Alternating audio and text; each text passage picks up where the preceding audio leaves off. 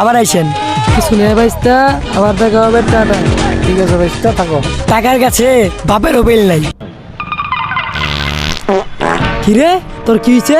ভাইয়া আর বললেন না, ওদিন ইফতারের পর থেকে সের পারতে পারতে শেষে আমি ভাইয়া প্রতিদিন 10 বার হাগি, 10 টাকা করে 100। কি করছ তুই এগুলা? ভাইয়া থাকেন, আমি জায়গা বাথরুম করতে হবো।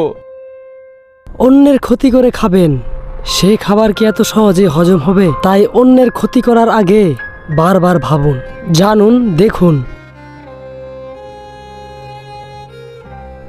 কি হয়েছে? বাচ্চারও সুখ মানে? আমি এখনই আইতাছি।